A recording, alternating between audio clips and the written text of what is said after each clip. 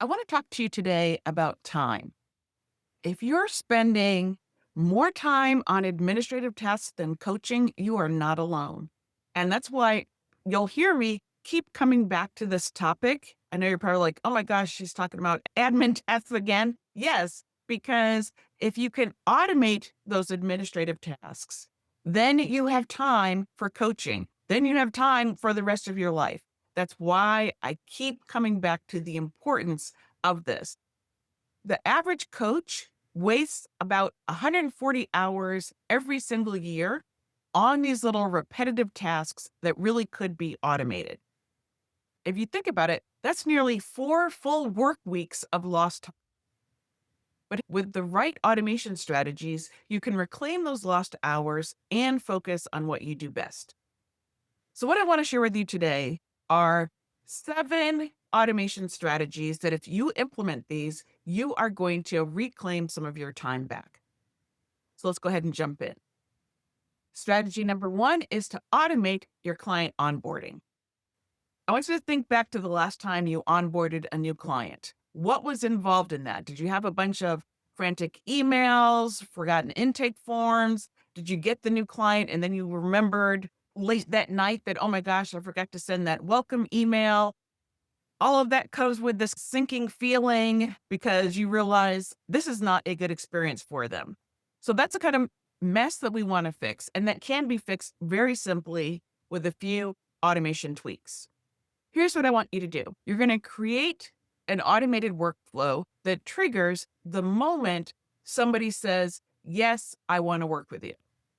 At that moment, you should be able to just with a click of a button with hitting submit on a form, trigger sending them an agreement, their initial invoice.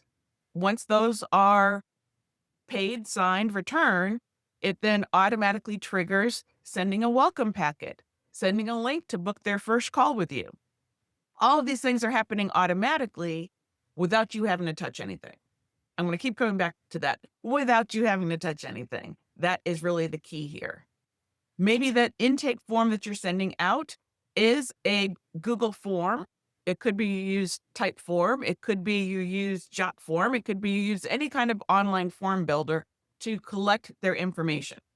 Notice what I am not saying is that you are emailing them a PDF that they have to download and write and fill out and scan in and send back to you. That's a lot of extra steps, and it presumes that they can do all those steps you're requiring on their side. If you can have an online intake form, it just makes things easier for them and makes it easier for you. And it helps make it easier for you to track whether or not you've received that form back. Same with your agreement. You're going to send them a link to an online agreement that they can sign electronically. We're not sending them a PDF that they have to download and then read and then sign and then find a scanner so they can scan it back in and send it back to you. So we're making this process easy for both people, for you and for the client. Once that information comes back, your automated system could automatically create a Google Drive folder for that client. And it adds that completed form and that completed agreement to the client's Google Drive folder. Everything that I'm talking about is stuff that is happening automatically in the back end. You are not touching anything. It's all happening on autopilot. If that's something that currently you're doing manually, imagine how much time that's saving. It also is saving time for your virtual assistant if you have one. So your virtual assistant could even be doing other types of tasks. If you have a virtual assistant, they can be doing other types of tasks because your automated system is taking care of these repetitive tasks. So think through not just what are things that you don't want to do or that you shouldn't have to do, but also what are things that your virtual assistant doesn't need to do because they can be automated. If it's a repetitive thing, it probably can be automated. If it requires human interaction, that's when you delegate it to your VA. But in any case, whether you're automating or delegating, you're not doing it. That's what we're trying to get to, the point where you're not doing it. Alrighty, now this polished onboarding experience really is going to save about 2 to 3 hours per client if you think through all of those moving steps. And besides saving time, it's also ensuring that nothing is slipping through the cracks so that they're getting a positive onboarding experience so that their first paid interaction with you is a pleasant one, because we want them to feel like, yes, this was a good investment. This was a good decision. If you want to take that same onboarding sequence and tweak it a little bit, make it a little bit more personal, you could even add in there a welcome video. The welcome video could be a standard welcome video where everybody gets the same video, or you could automate the process by having an AI version of you or an AI representative of your business welcome the person and say their name. Or you could use an automated system to let you know that you need to create a welcome video for a new client, Sally Smith. And so the only thing you need to do when you get that notification that you need to do the video is pick up your phone, hit record. Hey, Sally Smith, so glad that you're here. And now that then sends that recorded video on to Sally. And so the part that you actually have to interact with is very, very small, but has a huge impact. Strategy number 2 is to let your leads follow up with themselves. Let me explain what I mean. When we're following up with leads manually, we're trying to remember to follow up with people. And again, it's just exhausting because it's like, oh my gosh, I have to send all of these individual emails. There are times when that's appropriate, and I'll talk about that in a second. But for the majority of our leads, it makes more sense to put them into a system that is going to follow up with them automatically through automated emails and text messages, sharing information that's beneficial to them. So it's educational, it's transformational, it is wanted, it is keeping them in the loop, and also inviting them to perhaps book a discovery call with you. So that is all happening on autopilot. It is triggered by them requesting a free download, a lead magnet from you. And then you're just continuing that conversation on that topic in the inbox. Now, I mentioned there are times when you actually might want to manually send out emails. That's what you would do in the case of a networking follow-up. If you meet somebody at a networking event and they give you their card, they're not giving you that card so that you can dump them into your long-term nurture sequence and send them a million unsolicited emails. You do not want to do that. But you can add that person into your pipeline so that you can manage your manual communication with them. So now we can trigger, all right, this is day 1. I need to send them my day 1 follow-up email. This is not an automated email, but you might have a template that you're sending out with the push of a button. Maybe you're tweaking it a bit to say, it was great meeting you at this networking event. Here's information that we talked about.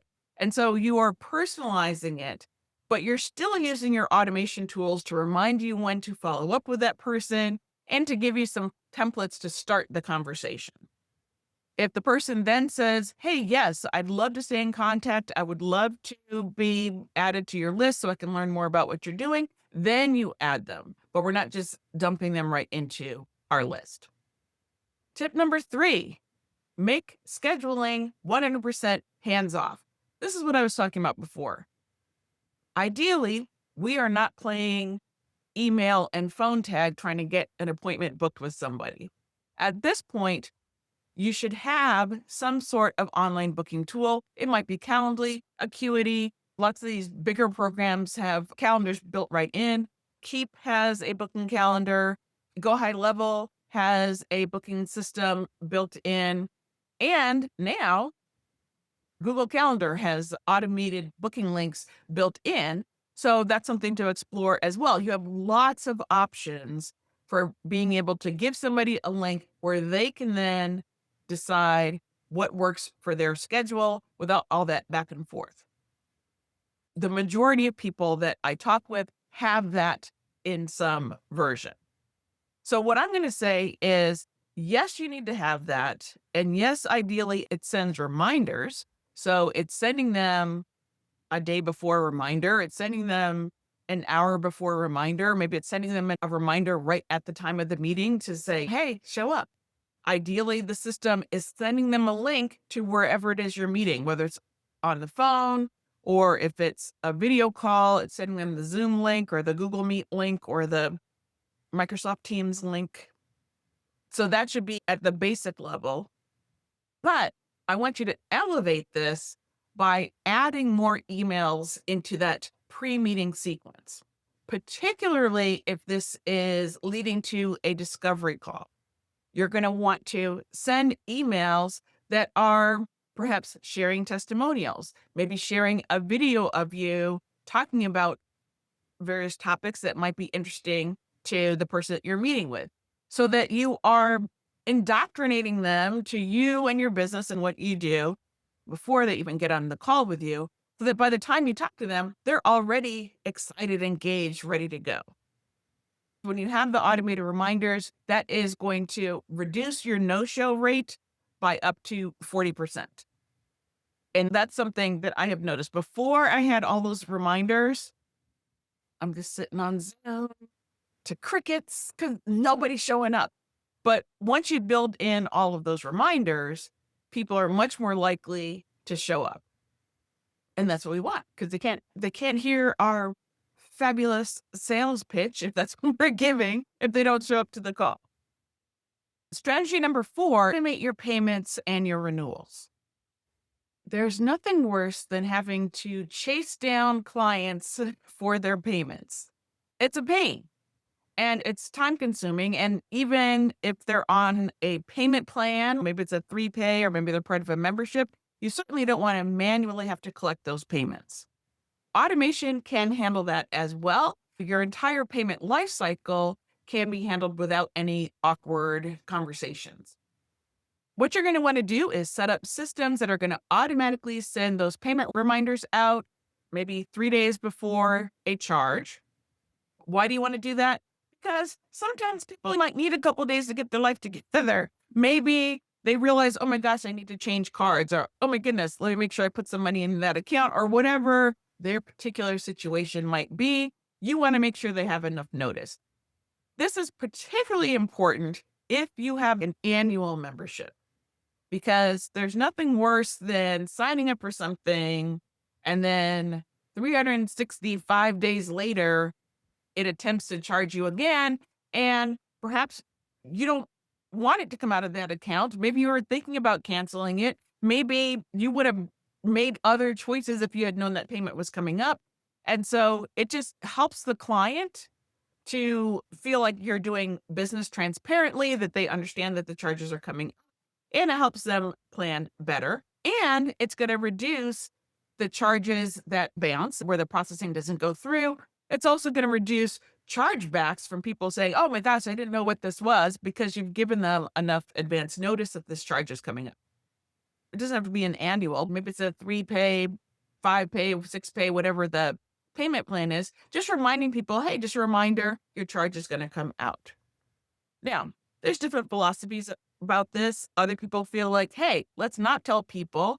Let's just put them on this payment plan. And so they're just automatically getting charged. And we're not going to remind them because we don't want them to think about us when it comes time to pare down their expenses. So you're going to have to decide for your own business model what makes sense. But the more transparent, the more open we can be with clients, the better, because that is what is going to help build trust. Another good thing about having this all automated is that it can track clients based on their payment history, and it can send targeted email sequences to people who might be at risk of dropping out of our program, and we can specifically target them to reach out to and just make sure everything's okay and see if there's anything we can do to improve the relationship. Strategy number 5 is to stay connected with automated check-ins. Maintaining positive client relationships does not require a lot of manual effort. You can still show that you care. You can still have personalized connection with your clients without manually sending emails and text messages to your clients. This way, they're getting messages that feel personal, they're timely, but not time consuming for you. Just about any marketing automation tool, Keep, High Level, Kit, whatever it is that you're using, can automatically segment clients based on their program stage and then send targeted check-ins based on where they are in your process. So someone who just started your program gets a different set of emails than someone who's been with you for 6 months or more, so that you're matching your communication to where they are in the life cycle of working with you in your programs and in your business. If you have a membership, for example, you could match those check-ins to what is happening in the weekly or monthly modules that you're covering. If you have a one-on-one coaching client, perhaps after the coaching session, you fill out a form that maybe hits the highlights of what you talked about with that client. And then by submitting that, it sends a summary to the client. It sends them a midweek check-in to say, hey, in our call, you said you were going to focus on A, B, and C. How's that going? And then reminds them before the next call, hey, just a reminder, let's talk about how you're doing with X, Y, and Z. All of that is happening on autopilot, but is still customized to what you talked about with that particular client. Automated touch points like this can improve your client retention rates up to 25% because clients feel consistently supported even between those scheduled sessions. The automation is helping us create a consistent, high quality customer experience without extra work on your part. Strategy number 6 is to automate your client feedback and testimonial collection. Most coaches mean to ask for testimonials, but often forget until weeks later. And then by then, that moment and that momentum is gone. That high that client was on has passed. So even if they give you a testimonial, it might be kind of dry, might not have the exuberance that they would have conveyed if you caught them right at the end of the program or right at the point where they got that aha moment. So instead, you want to set up a simple workflow that's going to automatically trigger when a client finishes a program, when they finish a session package, when they reach a particular milestone, they're going to get a reminder, a request to give a testimony. For example, when their final session is marked as complete in your CRM, it then triggers an automated email or text message, which thanks them, asks them for feedback, gives them a link to a form. And once they submit that, your system could then automatically add that testimonial to a Google Sheet, notify you or your VA to approve it, send a follow-up email to that person, and even the VA or your automated system could add that testimonial to your website or to your social media so that you're spreading the word about how wonderful you are and the transformations that you help people achieve. So not only does this save you from that kind of awkward chasing testimonials, which we don't like, but it's also going to keep a steady flow of social proof that is coming into your business, all while giving your clients a moment to reflect on their transformation. And by reflecting on that transformation, it's also going to strengthen their loyalty and their trust to you and your business. In that request for feedback, do make sure you're including at least one open-ended question that is going to prompt an emotional response, like, what changed for you the most during our time together? Something where they can really get into how they are different as a result of working with you, because that's going to make a powerful quote down the road. My 7th strategy is to let AI handle your to-do list. Your to-do list does not need to be a daily source of stress. There are AI-powered task management systems that can prioritize your activities, schedule your follow-ups based on what your client needs are, and organize your workflow without constant manual input. What's great about these tools is that they learn from you.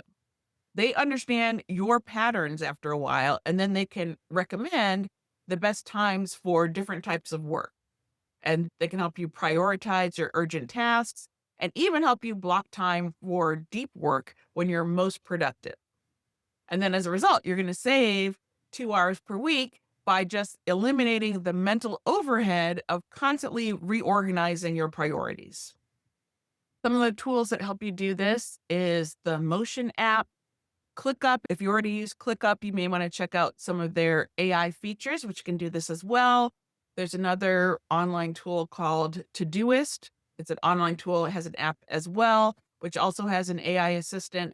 So if you have a tool you're already using just to keep track of your tasks, see if it has an AI component that perhaps you're not even using yet, and see if that's going to help you improve your ability to get through and to prioritize your to-do list. I just shared a whole bunch with you. What do you do to actually get started with this? Well, let me give you a quick start plan that I would recommend. I know I gave you a lot. Your goal is not to try to implement all these things at once. That is just going to be too overwhelming. So instead, I want you to start with the automation that is going to give you the biggest immediate impact. For a lot of people, that's your client onboarding or perhaps your appointment management if you don't have a booking system yet. A lot of the things that I've been sharing, you can implement for less than $50 a month, depending on which tool you're using. So things like Calendly, some of the CRM platforms, some of them are much more expensive, but they also do much more. You might need some what we call connector tools like Zapier, which connects different apps to each other. But you're going to budget for this and recognize that by investing in these various tools, what you're getting are not just the tools, but you're getting your time back. By investing in these tools, you are saving yourself time, which is your most precious commodity. So if you're trying to figure out, okay, how do I get started with all this? Here's a 4-week plan. Week 1, you're going to set up automated client onboarding. Week 2, you're going to implement your appointment reminders and confirmations, and wherever possible, also build in those additional engagement emails into that reminder sequence. Week 3, you're going to create your lead follow-up sequence if you don't already have one, or you're going to enhance and add to whatever you have if you have one in place already. Week 4, you're going to automate your payment reminders and your processing.